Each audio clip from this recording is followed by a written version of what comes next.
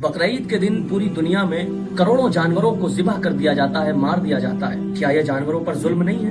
क्या ये इस्लाम के खिलाफ नहीं है? हमारे छठे इमाम की हदीस भी है कि सबसे पस्त तरीन और गंदे गुनाह 3 हैं कि जिनमें से एक जानवरों को बिला वजह मार देना है। अगर कोई इस्लामी तालीमात से जर्रा बराबर भी आशनाई रखता होगा तो उसके जहन में यह शुबहा नहीं आएगा और ना ही वो ये एतराज करेगा, इसलिए कि सबसे ज्यादा अहमियत जानवरों को जिस दीन ने दी है वो दीन इस्लाम है।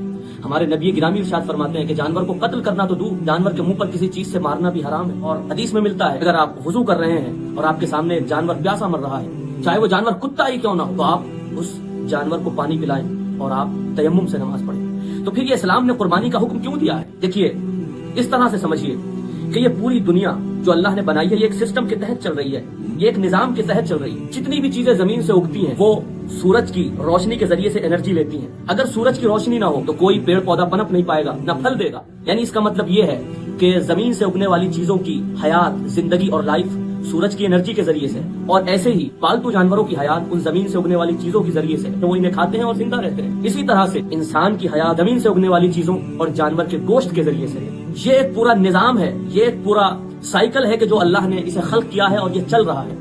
अगर ऐसा ना हो तो फिर न इंसान जिंदा रह पाएगा, न कोई चीज अपनी जगह पर सही और सालिम रहेगी। जो ये कहता है कि ये जानवरों को ज़िब करना और गोश्त खाना ये सही नहीं है, ये जानवरों पर जुल्म है, तो फिर साइंस के मुताबिक जो चीजें जमीन से उगती हैं उनमें भी एक तरह की लाइफ और जिंदगी होती है, तो फिर उन्हें भी खाना जुल्म है, इसलिए कि उनमें लाइफ है, उनमें भी जिंदगी होती है, तो फिर इंसान जिंदा ही नहीं रह पाएगा। तो ये अल्लाह का खल्क किया हुआ एक निजाम, एक साइकिल है कि जो चल रहा है कि एक चीज दूसरी चीज के जरिए से अपनी जिंदगी को महफूज रखती है। इसीलिए जानवरों को ज़िब करना इस्लाम के खिलाफ नहीं है, बल्कि बिला वजह किसी जानवर को ज़िब करना और मारना ये इस्लाम के खिलाफ है।